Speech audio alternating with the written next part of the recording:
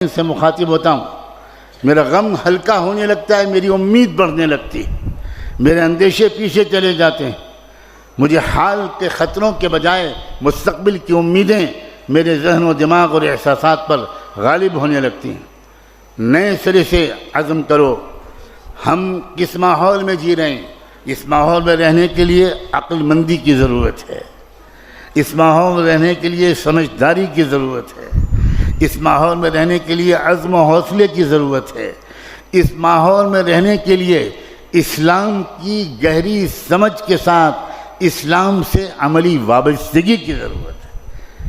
اسلام صرف کلمہ نماز کا نام نہیں ہے، اسلام صرف داڑھی کرتے پجامے اور برقعے کا نام نہیں ہے، اسلام ایک مکمل سویلائزیشن ہے، ایک مکمل تہذیب ہے۔ شرافت اسلام کا جز، حیا اسلام کا جز۔ اللہ اکبر! یہ حیا اور حجاب ایک زیور ہے، زیور۔ میں ایک بار دلی سے امریکن ایئر ویز کے جہاز پہ سوار ہوا، سخت بیمار حالت میں تھا، بخار تھا مجھے بہت تیز۔ 3 بجے رات کو فلائٹ میں پہنچا، اس ارادے کے ساتھ کہ میں فوراً آرام کروں گا، لیکن اللہ کو کچھ اور منظور تھا۔ مجھے جو سیٹ ملی جہاز میں، اس میں بغل کی سیٹ پر ایک سردار جی، ایک سکھ بھائی جو فرینکفرٹ سے آ رہے تھے اسی فلائٹ سے، اور ان کے آس پاس کی سیٹیں خالی تھیں، تو وہ تو شاید خوب سو چکے ہوں گے، اور وہ ایک کمپنی کی تلاش میں تھے کہ کوئی آئے میرے پاس سیٹ پر بیٹھے گا تو میں اس سے باتیں کروں گا۔ تو وہ سردار جی جو تھے انہوں نے فوراً بات چیت چھیڑی راجنیتک حالات پر، تو میں نے ان سے موضوع گفتگو کو بدل کر اسلام پر گفتگو شروع کر دی، اس طرح کہ شاید وہ شروع میں فیل نہ کریں، لیکن تھوڑی دیر کے بعد انہوں نے لمبی لمبی جمائیاں لینی شروع کر دیں۔ اس کا مطلب یہ تھا کہ وہ بور ہو رہے ہیں اور he is not interested at all, یہ اسلام کے بارے میں سننا نہیں چاہتے۔ لیکن میں بھی بولے چلا گیا، بولے چلا گیا، بولے چلا گیا۔ مارکیٹنگ کرنے والے کو تو یہ سکھایا جاتا ہے، لیکن اللہ کو کیا منظور تھا؟ سامنے کی سیٹ پر ایئر ہوسٹس بیٹھی تھی، رات کا وقت تھا، کوئی سروس کا وقت نہیں تھا۔ اس نے پیسنجرز کو ویلکم کیا، اپنی اپنی سیٹ پر بٹھایا، جہاز ٹیک آف کر کے آیا تو وہی بیٹھ گئی۔ جب اسلام پر میں سردار جی سے اپنے نیبر سے بات کر رہا تھا تو اس لڑکی نے، امریکن لڑکی نے پلٹ کر میری طرف دیکھا اور کہا کہ sir I think that you are talking about Islam. میں نے کہا ہاں، اسلام کے بارے میں ہم لوگ بات کر رہے ہیں۔ تو اس نے کہا can I participate in your conversation, میں بھی کچھ بات کر سکتی ہوں؟ میں نے کہا شیور، وائی ناٹ۔ تو اس نے کہا کہ میں اسلام کے بارے میں 1 سال سے غور کر رہی ہوں، اب غور کرو، سوچو اندر اندر ہو کیا رہا ہے دنیا میں۔ میں کچھ پڑھ بھی رہی ہوں اسلام کے بارے میں، اور آئی لو، بہت سی چیزیں مجھے پسند ہیں، بٹ کچھ کویشچنس ہیں جو مجھے بے چین کرتے ہیں۔ تو میں آپ سے پوچھوں؟ میں نے کہا پوچھو۔ میں اس وقت اسٹوڈنٹ تھا اسلامک یونیورسٹی آف مدینہ میں، تو اس نے مجھ سے پردے کے بارے میں پڑھا۔ اس نے کہا کہ مجھے سمجھ میں نہیں آتا کہ یہ 50% آف پاپولیشن کو آپ کنفائن کر دیتے ہیں بیہائنڈ 4 والز، تو انسانی ڈیولپمنٹ میں یہ بہت بڑی رکاوٹ نہیں ہے؟ تو میرا ایک مزاج ہے، مجھے میرے بزرگوں نے یہ سکھایا کہ جب تم سے کوئی سوال کرے تو تم اس وقت اللہ کی طرف متوجہ ہو کر چپ کے دعا کرنا، سوال بھی سنتے رہنا، اور دعا یہ مانگنا کہ اللہ اس کا جو سب سے اچھا جواب ہو وہ آپ میرے دل میں اتار دیجئے، میں تو کچھ جانتا نہیں ہوں۔ سبحانک لا علم لنا الا ما علمتنا انک انت العلیم الحکیم۔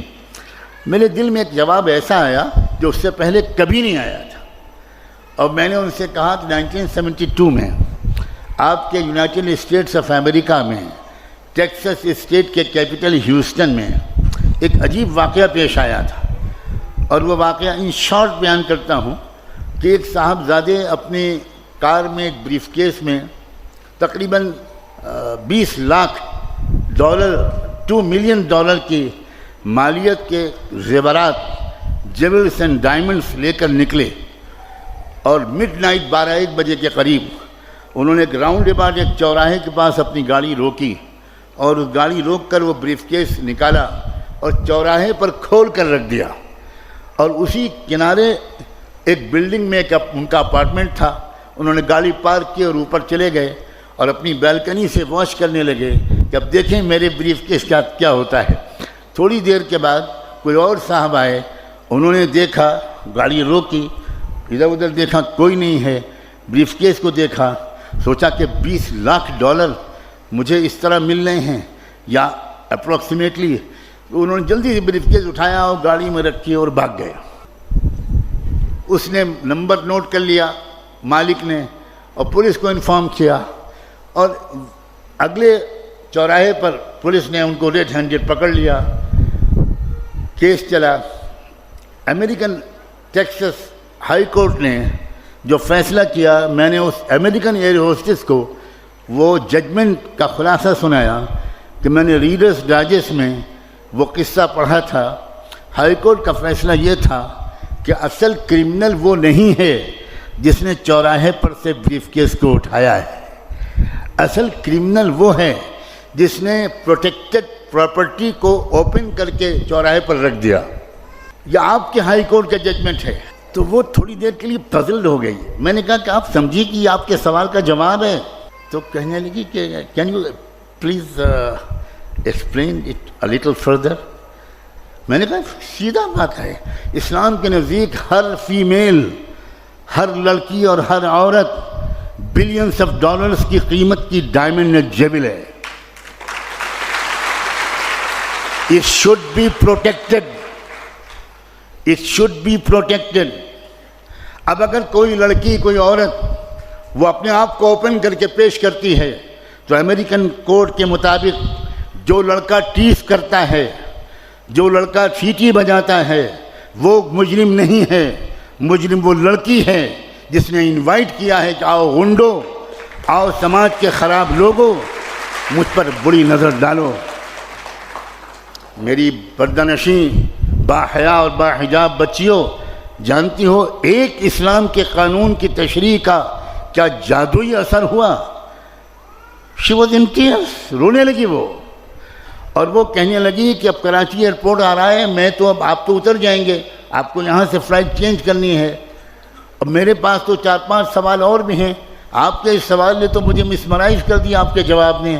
میں بالکل مطمئن ہوں کہ پردے کے بارے میں، but what about my other questions. میں نے کہا دیکھو میں ایک اسٹوڈنٹ ہوں، میرے پاس اپنا کوئی فون بھی نہیں ہے، میں ہاسٹل کے چیف وارڈن کے آفس کا نمبر دیتا ہوں، آپ مہینے میں 1-2 بار مجھے کال کرنا، اگر میں مل سکوں گا تو ملوں گا، جواب دوں گا.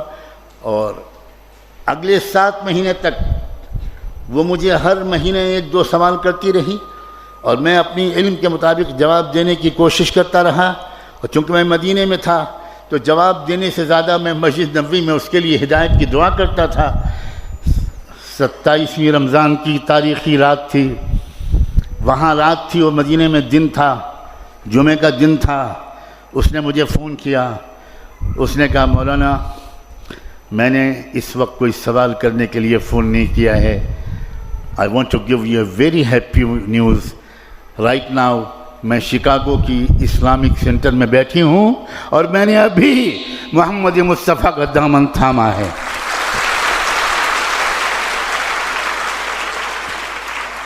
تمہارے پاس ہے لڑکیوں یہ چانس ہے کہ اپنی نان مسلم کلاس میٹس، روم میٹس، ہاسٹل میٹس، اپنی نیبرز، اپنی سوسائٹی اور محلے میں رہنے والی نان مسلم لڑکیوں سے دوستیاں بڑھاؤ اور ان سے کہو کہ پلیز لیٹ اس انڈرسٹینڈ. ہم لوگ پڑھے لکھے لوگ ہیں بھائی، ہم لوگوں کو ایک آپس میں ڈیبیٹ کرنا چاہیے، ایکسچینج آف نالج کرنا چاہیے. ہم لوگ لڑکے ہو رہے ہیں، وی آر سویلائزڈ پیپل. آئیے ہم لوگ بات کریں. آپ سمجھیے ہمارے حجاب کو، آپ سمجھیے ہمارے پردے کو. میں جس گھر میں رہتا ہوں یہاں میری بیٹی بھی موجود ہے، میری بہو بھی موجود ہے. وہ پورا گھر نان مسلم سوسائٹی کا ہے. 99% لیبرز ہندو ہیں اور اپر کاسٹ کے ہیں.